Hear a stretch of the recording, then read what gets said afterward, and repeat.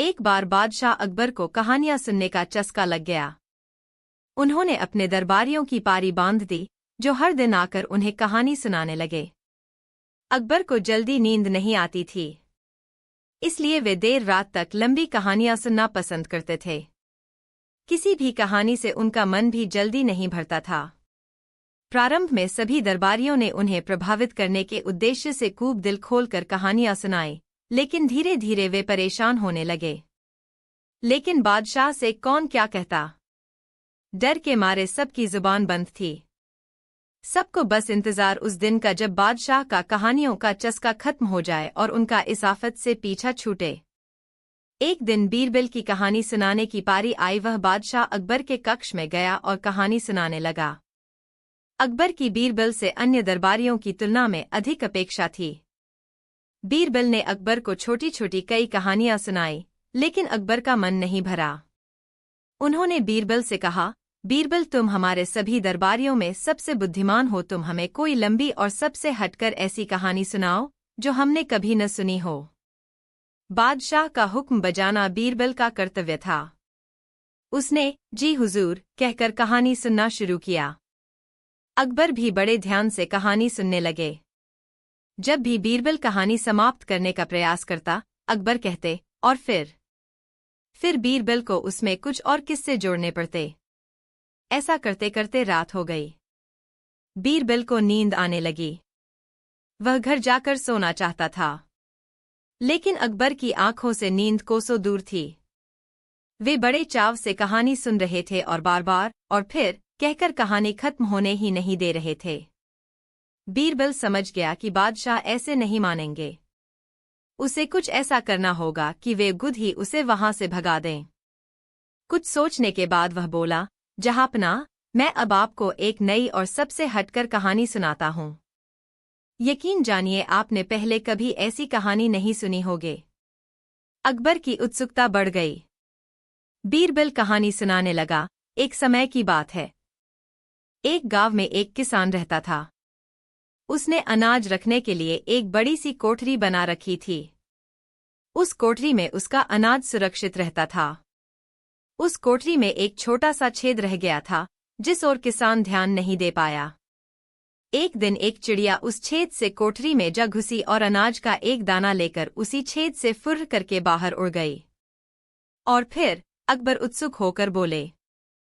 फिर दूसरी चिड़िया आई और वह भी कोठरी में से दाना लेकर उड़ गई। फुर्र, बीरबल बोला। और फिर अकबर ने फिर से पूछा। फिर तीसरी चिड़िया आई और वह भी कोठरी में से दाना लेकर उड़ गई।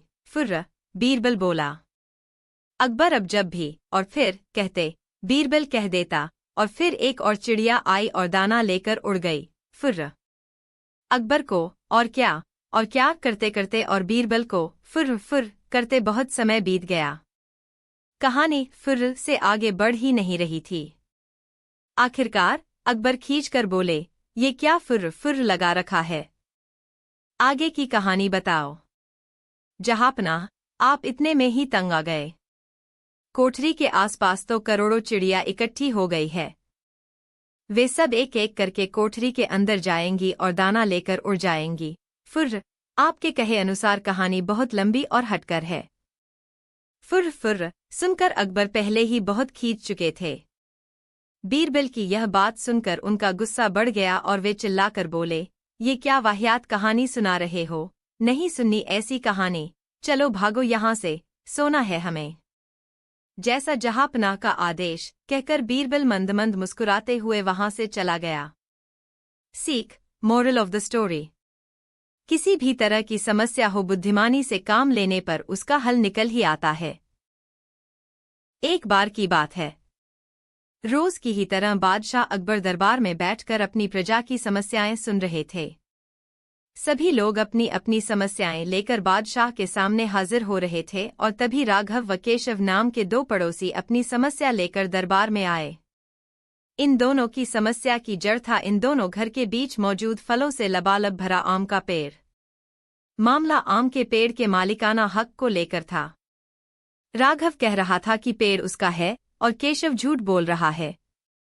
वहीं केशव का कहना था कि वह पेड़ का असली मालिक है और राघव झूठा है। पेड़ एक और मालिक दो का मामला बहुत उलझा हुआ था और दोनों में से कोई भी हार मानने को तैयार नहीं था। दोनों पक्षों की बातें सुनकर और सोच विचार करने के बाद बादशाह अकबर ने यह मामला अपने नवरत्नों में से एक बीरबल को सौंप दिया। मामले को सुलझाने और सच्चाई का पता लगाने के लिए बीरबल ने एक नाटक रचा। उस शाम बीरबल ने दो सिपाहियों से कहा कि वे राघव के घर जाएं और कहें कि उसके आम के पेड़ से आम चोरी हो रहे हैं। उन्होंने दो सिपाहियों को केशव के घर जाकर भी यही संदेश देने को कहा। साथ ही बीरबल ने कहा कि यह संदेश देने के बाद वो उनके घर के पीछे छिपकर देखें कि राघव और केशव क्या करते हैं। बीरबल ने यह भी कहा कि राघव और केशव को पता नहीं लगना चाहिए कि तुम उनके घर आम की चोरी की सूचना लेकर जा रहे हो। सिपाहियों ने बिल्कुल वैसा ही किया जैसा बीरबल ने कहा। दो सिपाही केशव के घर गए और दो राघव के घर। जब वो वहां पहुंचे तो उन्हें पता चला कि राघव और केशव दोनों ही घर में नहीं थे, तो सिपाहियों ने उनकी पत्नियों को यह संदेश दे दिया। जब केशव घर पहुंचा तो उसकी पत्नी ने उसे आम की चोरी की सूचना दी। यह सुनकर केशव ने कहा, अरे भाग्यवान, खाना तो खिला दो। आम के चक्कर में अब क्या भूखा बैठा रहूं? और कौन सा वह पेड़ मेरा अपना है? चोरी हो रही है तो होने दो, सुबह देखेंगे। यह कहकर वह आराम से बैठकर खाना खाने लगा। वहीं जब राघव घर आया और उसकी पत्नी ने यह बात उसे बताई तो वह उल्टे पैर पेड़ की तरह दौड़ पड़ा। उसकी पत्नी ने पीछे से आवाज लगाई, अरे खाना तो खा लीजिए। जिस पर राघव ने कहा, खाना तो सुबह भी खा सकता हूँ, लेकिन अगर आज आम चोरी हो गए तो मेरे पूरे साल की मेहनत पर पानी फिर जाएगा। सिपाहियों ने दोनों के घर के बाहर छिपकर यह सारा नजारा देखा और वापस दरबार जाकर बीरबल को बताया। अगले दिन दोनों फिर से दरबार में हाजिर हुए। उन दोनों के सामने बीरबल ने बादशाह अकबर से कहा, जहांपना, सारी समस्या की जड़ वह पेड़ है। क्यों न हम वो पेड़ ही कटवा दें? न रहेगा बांस, न बजेगी बांसुरी। बादशाह अकबर ने इस बारे में राघव और केशव से पूछा, इस बारे में आप दोनों का क्या ख्याल है? इस पर केशव ने कहा, हुजूर आपकी हुकूमत है, आप जैसा कहेंगे मैं उसे चुपचाप स्वीकार कर लूंगा। वहीं राघव ने कहा, मालिक, मैंने 7 वर्ष तक उस पेड़ को सींचा है। आप चाहे तो उसे केशव को दे दीजिए, लेकिन कृपा करके उसे कटवाएं ना। मैं आपके आगे हाथ जोड़ता हूँ। उन दोनों की बात सुनकर बादशाह अकबर ने बीरबल की तरह देखा और कहा, अब आपका क्या कहना है बीरबल? इसके बाद बीरबल ने बादशाह को बीती रात का किस्सा सुनाया और मुस्कुराते हुए कहा, हुजूर, पेड़ एक और मालिक दो, ऐसा कैसे हो सकता है? कल रात हुई घटना और आज हुई इस बात के बाद यह साबित हो चुका है कि राघव ही पेड़ का असली मालिक है और केशव झूठ बोल रहा है। यह सुनकर बादशाह ने बीरबल को शाबाशी दी। उन्होंने अपने हक के खातिर लड़ने के लिए राघव को बधाई दी और चोरी करने व झूठ बोलने के लिए केशव को जेल में बंद करने का आदेश दिया। कहानी से सीख। एक पेड़ और दो मालिक कहानी से हमें यह सीख मिलती है कि परिश्रम किए बिना छल से किसी और की चीज चुराने का अंजाम बुरा होता है। यह कहानी बादशाह अकबर के जमाने की है। एक बार एक व्यापारी अपने किसी काम से कुछ दिनों के लिए प्रदेश से दूर गया हुआ था। जब वह अपना काम खत्म करके घर पहुंचा तो देखता है कि उसकी पूरी तिजोरी खाली है। उसकी मेहनत की सारी कमाई चोरी हो चुकी है। व्यापारी घबरा गया और उसने अपने घर के सारे नौकरों को बुलाया। व्यापारी के घर में कुल 5 नौकर थे। व्यापारी की एक आवाज पर सारे नौकर उसके सामने आकर खड़े हो गए। व्यापारी ने उनसे पूछा, तुम लोगों के होते हुए घर में इतनी बड़ी चोरी कैसे हो गई? जब चोर आकर मेरी पूरी तिजोरी साफ कर गया, उस समय कहाँ थे सब के सब? एक नौकर ने जवाब दिया, हमें नहीं पता ये चोरी कब हुई मालिक। हम सो रहे थे। उसकी यह बात सुनकर व्यापारी गुस्से से आग बबूला हो उठा और बोला, मुझे तो लगता है कि तुम 5 में से किसी एक ने ही चोरी की है। तुम्हारा हिसाब अब बादशाह अकबर ही करेंगे। यह कहता हुआ वो महल की ओर चल पड़ा। बादशाह अकबर अपने दरबार में बैठकर जनता की समस्या सुन रहे थे कि तभी व्यापारी वहां पहुंच गया। व्यापारी ने कहा, न्याय हुजूर, न्याय, मेरी समस्या को दूर करें। बादशाह ने पूछा, क्या हुआ? कौन हो तुम और क्या है तुम्हारी समस्या? व्यापारी बोला, मैं आप ही के राज्य में रहने वाला एक व्यापारी हूँ, महाराज। एक जरूरी काम से कुछ दिनों के लिए प्रदेश से बाहर गया था। जब वापस आया तो मेरी सारी तिजोरी लूट चुकी थी। मैं बर्बाद हो गया, हुजूर। मेरी मदद करें। यह सुनकर बादशाह ने व्यापारी से कुछ सवाल पूछे, जैसे कितना सामान चोरी हुआ, क्या उसे किसी पर शक है आदि। सवालों के जवाब मिलने के बाद अकबर ने व्यापारी का मामला बीरबल को सौंप दिया और कहा कि असली चोर को पकड़ने में बीरबल उसकी मदद करेंगे। अगले दिन बीरबल व्यापारी के घर पहुंचे। उन्होंने सभी नौकरों को बुलाया और उनसे पूछा कि चोरी की रात वो सभी कहाँ थे। सभी ने कहा कि वो व्यापारी के घर में ही रहते हैं और उस रात भी व्यापारी के घर में ही सो रहे थे। बीरबल ने उनकी बात मान ली और कहा, आप सभी को परेशान होने की जरूरत नहीं है। मेरे हाथ में ये 5 जादुई लकड़ियां हैं। मैं आप सभी को एक एक लकड़ी दूंगा। जो भी चोर होगा उसकी लकड़ी आज रात 2 इंच लंबी हो जाएगी और चोर पकड़ा जाएगा। हम सभी कल यहीं मिलेंगे। यह कह बीरबल ने सबसे हाथ में एक एक लकड़ी पकड़ाई और वहां से चले गए। दिन ढल गया। अगले दिन बीरबल फिर से व्यापारी के घर पहुंचे और उन्होंने सभी नौकरों को अपनी अपनी लकड़ी के साथ बुलाया। जब बीरबल ने सबकी लकड़ी देखी तो उन्होंने देखा कि एक नौकर की लकड़ी 2 इंच छोटी है। बस फिर क्या था। बीरबल ने तुरंत सिपाहियों को उस नौकर को पकड़ने का आदेश दिया। व्यापारी इस पूरी घटना को समझ नहीं पाया और असमंजस से बीरबल की तरफ देखने लगा। बीरबल ने व्यापारी को समझाया कि कोई लकड़ी जादुई नहीं थी, लेकिन चोर को इस बात का डर था कि उसकी लकड़ी 2 इंच बड़ी हो जाएगी और इस डर से उसने अपनी लकड़ी को 2 इंच काट दिया और वह पकड़ा गया। व्यापारी बीरबल की चतुराई से बहुत प्रभावित हुआ और उसका धन्यवाद किया। कहानी से सीख।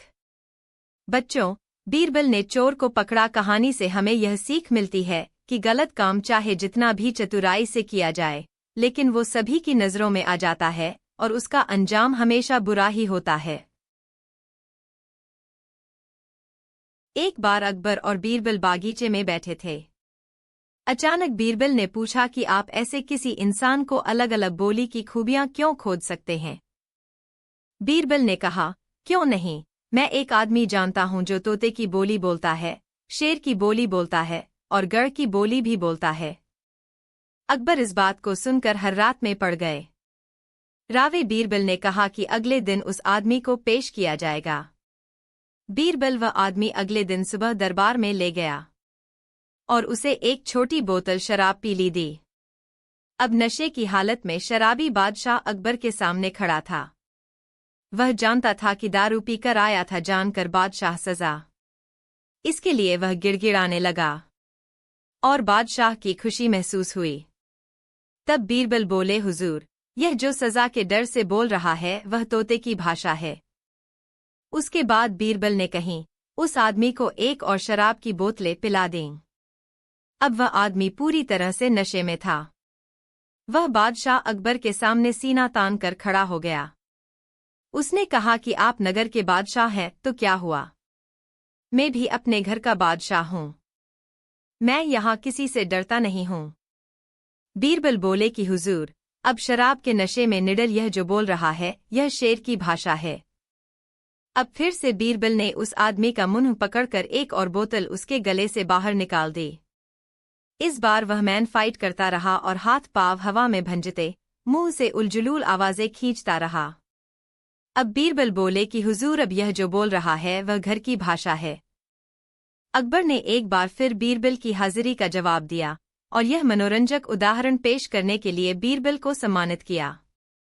शिक्षा।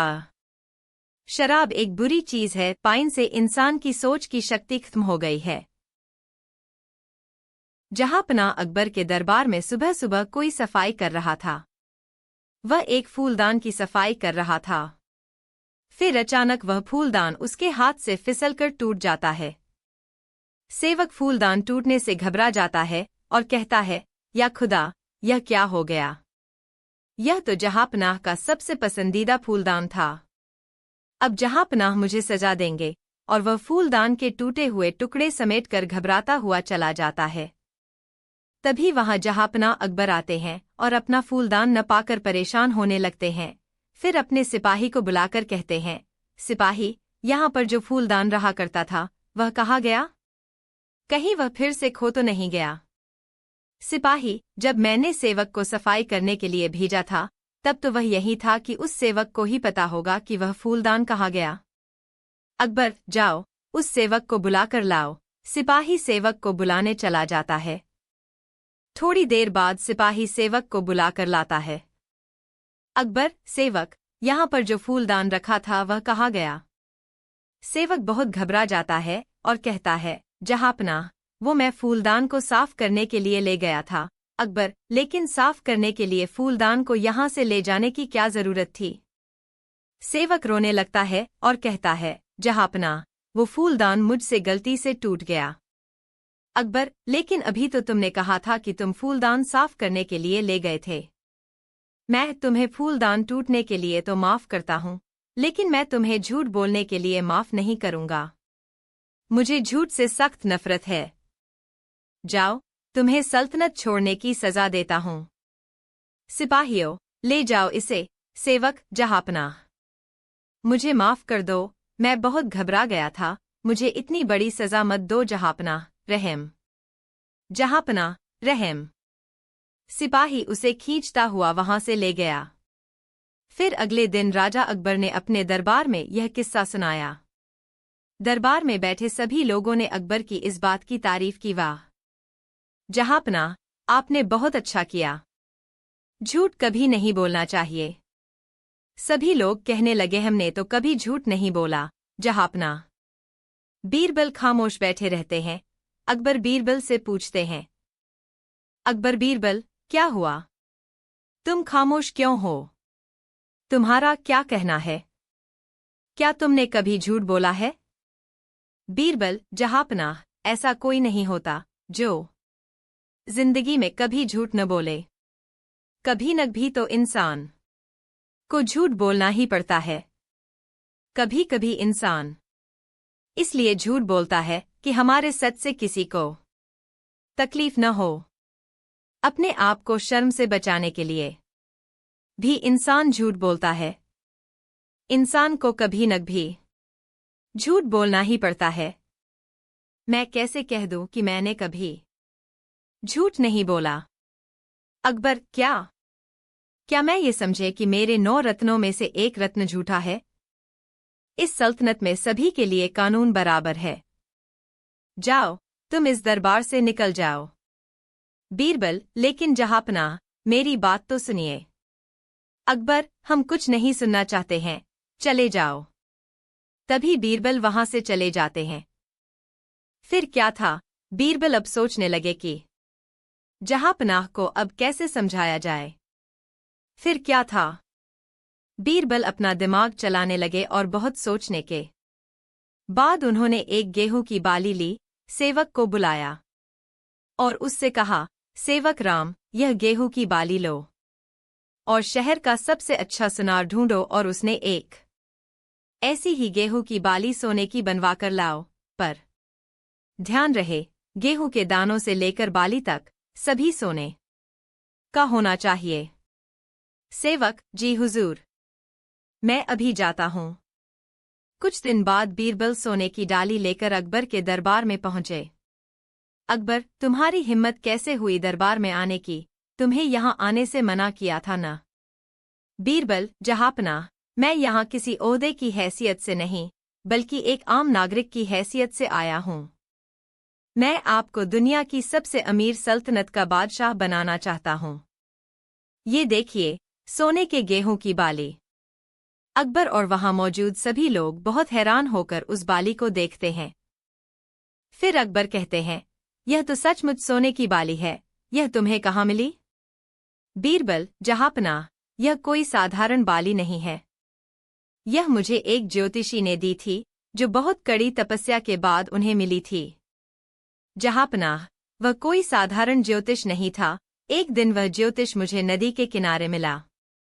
वह ज्योतिष वहां नदी के पानी के ऊपर चल रहा था, उसी तरह जिस तरह हम जमीन पर चलते हैं। अकबर हैरान होकर पूछते हैं, अच्छा, इतने महान ज्योतिष हैं तो फिर चलो, देर कैसी, इसे अभी खेत में बो देते हैं। बीरबल, हाँ जहाँपना, मैंने इसका इंतजाम पहले ही कर रखा है। इसके लिए मैंने एक बहुत अच्छी जगह देख रखी है। हम कल सुबह इस बाली को वहां बोएंगे। अकबर, हाँ बीरबल, हम कल सुबह ही इस बाली को बोएंगे। और यह सबको बता देना कि हम यह सोने की बाली उस उपजाऊ जमीन में बोने वाले हैं। बीरबल, जी जहाँपना, मैं कल सुबह ही आ जाऊंगा सबको लेकर। फिर अगले दिन अकबर और बीरबल बहुत से लोगों के साथ उस जगह पर आते हैं। बीरबल, जहाँपना, यह है वह जगह जिसके बारे में मैं आपको बता रहा था। अकबर, बीरबल, तो देरी क्या है, इस बाली को जाकर बो दो। बीरबल, मैं नहीं जहाँपना, मैं इसे नहीं बो सकता हूँ, क्योंकि इस बाली को वही बो सकता है जिसने कभी झूठ नहीं बोला हो। मैंने तो कई बार झूठ बोला है। आप यह काम किसी और से करवा लीजिए। अकबर वहां खड़े लोगों से पूछते हैं, क्या आप में से कोई है जिसने कभी झूठ नहीं बोला है? वहां खड़े सभी लोग चुप रहते हैं, कोई आगे नहीं आता है। अकबर, हमें यह उम्मीद नहीं थी। बीरबल, जहाँपना, अब आप ही एक ऐसे शख्स हैं जिसने कभी झूठ नहीं बोला। आप ही इस बाली को बो दीजिए।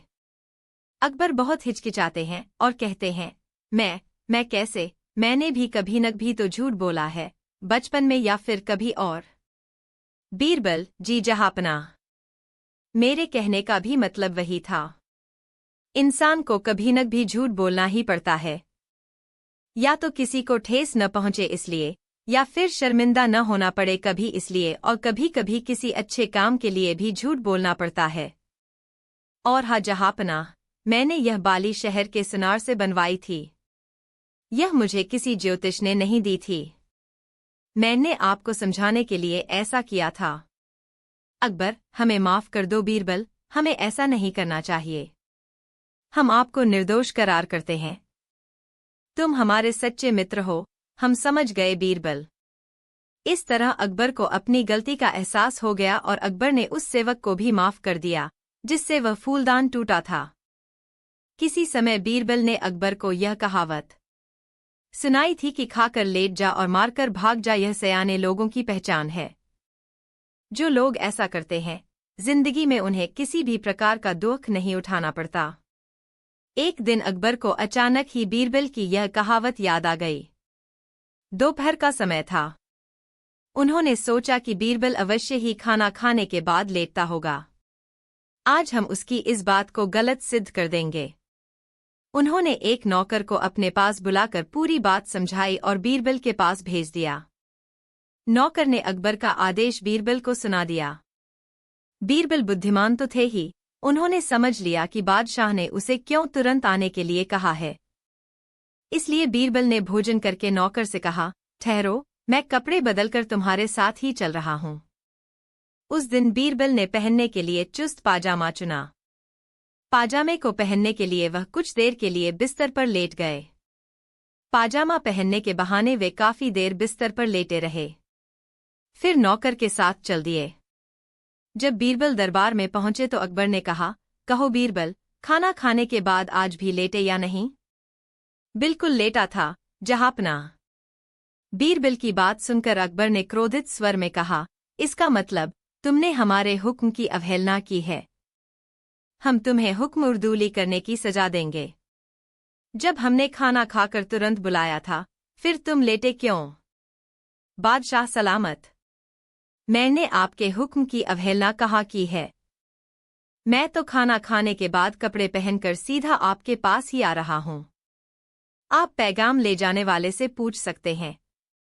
अब यह अलग बात है कि इस चुस्त पाजामा को पहनने के लिए मुझे लेटना पड़ा था, बीरबल ने सहज भाव से उत्तर दिया। बादशाह अकबर बीरबल की चतुरता को समझ गए और मुस्करा पड़े। बादशाह अकबर और बीरबल शिकार पर गए हुए थे। उनके साथ कुछ सैनिक तथा सेवक भी थे। शिकार से लौटते समय एक गांव से गुजरते हुए बादशाह अकबर को उस गांव के बारे में जानने की जिज्ञासा हुई। उन्होंने इस बारे में बीरबल से कहा तो उसने जवाब दिया, हुजूर, मैं तो इस गांव के बारे में कुछ नहीं जानता, किंतु इसी गांव के किसी बाशिंदे से पूछकर बताता हूँ। बीरबल ने एक आदमी को बुलाकर पूछा, क्यों भाई, इस गांव में सब ठीक ठाक तो है ना? उस आदमी ने बादशाह को पहचान लिया और बोला, हुजूर, आपके राज में कोई कमी कैसे हो सकती है? तुम्हारा नाम क्या है? बादशाह ने पूछा। गंगा। तुम्हारे पिता का नाम? जमुना। और माँ का नाम सरस्वती है? नहीं हुजूर, नर्मदा। यह सुनकर बीरबल ने चुटकी ली और बोला, हुजूर, तुरंत पीछे हट जाइए। यदि आपके पास नाव हो तभी आगे बढ़े, वरना नदियों के इस गांव में तो डूब जाने का खतरा है। यह सुनकर बादशाह अकबर हंसे बगैर न रह सके। शहंशाह अकबर अपनी सल्तनत में सभी का बहुत अच्छे से ख्याल रखते थे। कोई उनकी सुविधाओं से वंचित न रह जाए, इसलिए वह वहां भेष बदल बदल कर घूमा करते थे और लोगों के बीच जाकर उनकी परेशानियों का अनुभव करते थे कि कोई उनकी सल्तनत में दुखी तो नहीं है। अकबर एक बहुत ही अच्छे शहंशाह थे। एक दिन शहंशाह अकबर अपने दरबार में अपने बेटे को गोद में खिला रहे थे। अकबर का बेटा बहुत खूबसूरत था। लोग उसे देखते ही तारीफ किए बिना नहीं रहते थे। जब अकबर अपने बेटे को खिला रहे थे तो दरबार में बैठे सभी लोग उसकी तारीफ करने लगे। दरबारी, जहांपनाह, आपका बेटा दुनिया का सबसे खूबसूरत बच्चा है। शहजादे जैसा दुनिया में और दूसरा कोई बच्चा नहीं है। अकबर, हाँ, मुझे भी ऐसा ही लगता है। शहजादे जैसा कोई नहीं, वह सबसे खूबसूरत है। दरबारी, हाँ हाँ, जहांपनाह, बिल्कुल। अकबर, तुम क्या कहते हो बीरबल, तुम्हें क्या लगता है? क्या हमारा शहजादा दुनिया का सबसे खूबसूरत बच्चा है? बीरबल, जहांपनाह, मुझे ऐसा नहीं लगता, लेकिन मैं यह नहीं कह रहा कि शहजादे खूबसूरत नहीं हैं। अकबर, क्या तुम्हें ऐसा लगता है कि हमारे शहजादे खूबसूरत नहीं हैं? बीरबल, नहीं जहांपनाह, मैंने ऐसा तो नहीं कहा। मेरी बात को आप गलत मत समझिए। मेरे कहने का मतलब है कि शहजादे खूबसूरत तो हैं, लेकिन पूरी दुनिया में सबसे खूबसूरत हैं। मैं इस बात को नहीं मानता। अकबर, क्या तुम्हारे कहने का मतलब है कि शहजादे पूरी दुनिया में सबसे खूबसूरत नहीं हैं? बीरबल, जी जहांपनाह, मेरे कहने का वही मतलब है। मुझे लगता है दुनिया में शहजादे ही ऐसे नहीं हैं जो सबसे खूबसूरत हैं। अकबर, बीरबल, आज तुमने हमारे दिल को बहुत ठेस पहुंचाई है। तुम साबित करके दिखाओ कि शहजादे से भी ज्यादा और कोई खूबसूरत बच्चा है, उसे हमारे सामने पेश करो। बीरबल, जी जहांपनाह, मुझे लगता है और मुझे पूरा भरोसा है मैं इस बात को साबित कर सकता हूँ। अकबर, जाओ तुम इस बात को साबित करके दिखाओ और तब तक मुझे अपनी शक्ल मत दिखाना। फिर क्या था, बीरबल शहजादे से भी ज्यादा खूबसूरत बच्चे की तलाश में निकल गए। फिर कुछ दिनों बाद बीरबल दरबार में हाजिर होते हैं। अकबर, आओ बीरबल, तुम आ गए। क्या तुम्हें शहजादे से ज्यादा खूबसूरत बच्चा मिला? तुम खाली हाथ लौटे, अब तो तुम मानते हो न कि शहजादे जितना खूबसूरत और कोई नहीं। बीरबल, जहांपनाह, मैं यह बताने दरबार में आया हूँ कि मैंने शहजादे से खूबसूरत बच्चा ढूंढ लिया है। अकबर, क्या ढूंढ लिया है? तो उसे दरबार में क्यों नहीं लाए? वो यहाँ क्यों नहीं आया? बीरबल, जहांपनाह, मैं उस बच्चे को तो यहाँ नहीं ला सका, लेकिन मैं आपको वहाँ जरूर ले जाऊंगा ताकि आप कुछ समझ पाए। अकबर, क्यों बीरबल, बच्चा यहाँ क्यों नहीं आ सकता? अच्छा ठीक है, मैं ही वहाँ जाऊंगा, हम कल सुबह ही वहाँ जाएंगे। बीरबल, जी जहांपनाह, हम कल सुबह ही वहाँ जाएंगे। लेकिन जहांपनाह, हमें वहाँ पर भेष बदलकर जाना होगा। अकबर, ठीक है, बीरबल। शहंशाह अकबर और बीरबल अगली सुबह ही उस बच्चे के पास जाते हैं। वो बच्चा बहुत ही गरीब होता है और छोटी सी झोपड़ी में रहता है और वह वहाँ मिट्टी में खेल रहा होता है। बीरबल, जहांपनाह, वो रहा दुनिया का सबसे खूबसूरत बच्चा। अकबर, क्या तुम्हारा दिमाग खराब हो गया है जो इतने बदसूरत बच्चे को दुनिया का सबसे खूबसूरत बच्चा बता रहे हो? यह बात सुनकर बच्चा बहुत जोरों से रोता है। उसी समय उस बच्चे की माँ उस झोंपड़ी से निकलकर बाहर आती है। अकबर की यह बात सुनकर वह अकबर से कहती है, तुम्हारी हिम्मत कैसे हुई मेरे बच्चे को बदसूरत कहने की? मेरा लाल दुनिया का सबसे खूबसूरत बच्चा है। आज के बाद तुमने ऐसी बात कही तो मैं तुम्हारी हड्डी सली तोड़ दूंगी। चले जाओ यहां से, आज के बाद अपनी सूरत मत दिखाना। उस बच्चे की माँ यह बात कहकर बच्चे को जोर जोर से खिलाने लगी। अरे अरे, मेरा लाल, मेरा बच्चा दुनिया का सबसे खूबसूरत बच्चा है। उस औरत की यह बात सुनकर अकबर बिल्कुल खामोश हो गए। बीरबल, कुछ समझ आया जहांपनाह? अकबर, हाँ बीरबल, मैं अच्छी तरह समझ गया। बीरबल, माँ बाप के लिए उसका बच्चा चाहे कैसा भी हो, वो उसके लिए दुनिया का सबसे खूबसूरत बच्चा होता है। अकबर, तुम सही कह रहे हो बीरबल, हर माँ बाप के लिए अपना बच्चा खूबसूरत होता है। बीरबल, मेरे कहने का मकसद सिर्फ इतना था कि आप दुनिया की चापलूसी में न फंसकर शहजादे को अच्छी तालीम दें। मैं तो सिर्फ आपका भला चाहता हूँ। अकबर, बीरबल, तुमने एक बार फिर यह साबित कर दिया कि तुम हमारे सच्चे दोस्त हो।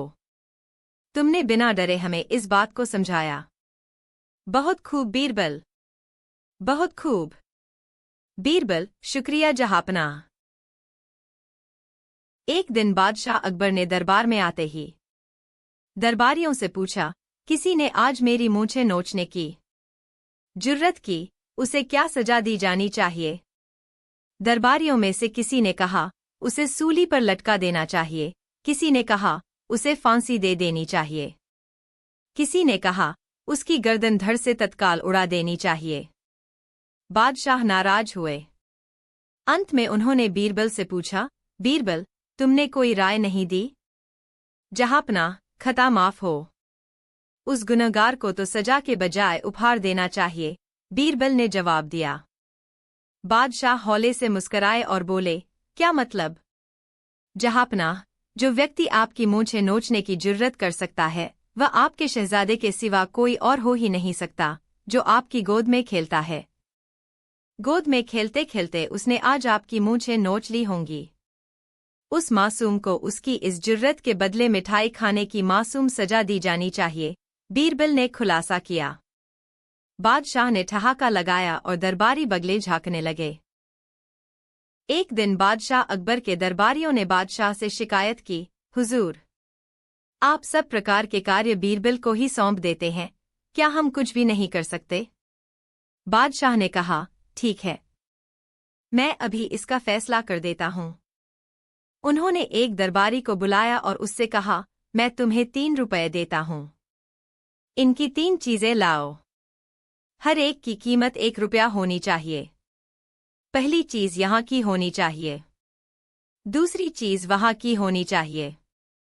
तीसरी चीज न यहाँ की हो, न वहाँ की। दरबारी तुरंत बाजार गया। दुकानदार के पास जाकर उसने उससे ये तीनों चीजें मांगीं। दुकानदार उसकी बात सुनकर हंसने लगा और बोला, ये चीजें कहीं भी नहीं मिल सकतीं। उन 3 चीजों को दरबारी ने अनेक दुकानों पर खोजा, लेकिन जब उसे वे तीनों चीजें कहीं नहीं मिली तो वह निराश होकर दरबार में लौट आया। उसने बादशाह अकबर को आकर बताया, ये तीनों चीजें किसी भी कीमत पर कहीं भी नहीं मिल सकतीं। अगर बीरबल ला सकें तो जानेंगे। बादशाह अकबर ने बीरबल को बुलाया और कहा कि जाओ, ये तीनों चीजें लेकर आओ। बीरबल ने कहा, हुजूर, कल तक ये चीजें अवश्य आपकी सेवा में हाजिर कर दूंगा। अगले दिन जैसे ही बीरबल दरबार में आए तो बादशाह अकबर ने पहले दिन वाली बात को याद दिलाते हुए पूछा, क्यों, क्या हमारी चीजें ले आए? बीरबल ने फौरन कहा, जी हाँ, मैंने पहला रुपया एक फकीर को दे दिया, जो वहां से भगवान के पास जा पहुंचा। दूसरा रुपया मैंने मिठाई में खर्च किया, जो यहाँ काम आ गया, और तीसरे रुपये का मैंने जुआ खेल लिया, जो न यहाँ काम आएगा न वहाँ, अर्थात परलोक में। उनकी बात सुनकर सभी चकित रह गए और अकबर ने बीरबल को बहुत सा इनाम दिया। एक बार बादशाह अकबर को पान खाने की तलब हुई। उन्होंने अपने एक खास पान वाले को पान लगाने के लिए कहा। उसने पान बनाकर बादशाह को दे दिया। बादशाह ने चुपचाप पान खाया और उस पान वाले को अगले दिन आधा किलो चूना दरबार में लेकर आने को कहा। वह नहीं जानता था कि बादशाह ने उसे ऐसा क्यों कहा। वह चुपचाप चूना लेने बाजार चला गया। उसने दुकानदार से आधा किलो चूना मांगा। दुकानदार ने उससे पूछा कि इतना चूना क्यों खरीद रहे हो। उसने बताया कि किस तरह उसने बादशाह को पान दिया था। दुकानदार को समझते देर न लगी कि कुछ गड़बड़ है। उसने पानवाले को समझाया कि दरबार में चूना लेकर जाने से पहले बहुत सारा घी पीकर जाना। उसने सलाह मानकर वैसा ही किया और दरबार में जाने से पहले खूब सारा घी पी लिया। दरबार में पहुंचने पर बादशाह ने उसे सारा चूना खाने को कहा। वह हैरान रह गया। उसे उम्मीद न थी कि बादशाह ने उससे चूना इसलिए मंगवाया था, लेकिन वह तो इसके लिए तैयार था, इसलिए उसने सारा चूना खा लिया। इसके बावजूद उसे कुछ नहीं हुआ तो बादशाह ने उससे कारण जानना चाहा। उसने अपनी और दुकानदार की बातचीत के बारे में बादशाह को बता दिया। अब बादशाह उस व्यक्ति से मिलने को उतावले हो रहे थे जिसने उनके मन की बात को पहले ही जान लिया था। बादशाह ने हुक्म दिया कि उस दुकानदार को अगले दिन दरबार में हाजिर किया जाए। अगले दिन उस दुकानदार को दरबार में लाया गया। बादशाह ने उससे पूछा कि वह उनके मन की बात को कैसे समझ गया। तब दुकानदार ने कहा, हुजूर, जब यह आदमी मेरे पास चूना खरीदने आया था तो मैंने इससे पूछा कि इतने चूने का क्या करोगे। मुझे इसने बताया कि इसने आपको पान बनाकर खिलाया और फिर आपने उसे चूना लाने का हुक्म दिया। तब मुझे समझते देर नहीं लगी कि जरूर गलती से इसने पान में चूना थोड़ा ज्यादा लगा दिया होगा, जिससे बादशाह के मुंह में छाले हो गए होंगे और इसी का एहसास करवाने के लिए आपने इससे चूना मंगाया।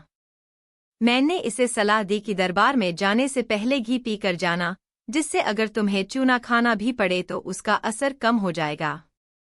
यह दुकानदार और कोई नहीं, बीरबल ही थे।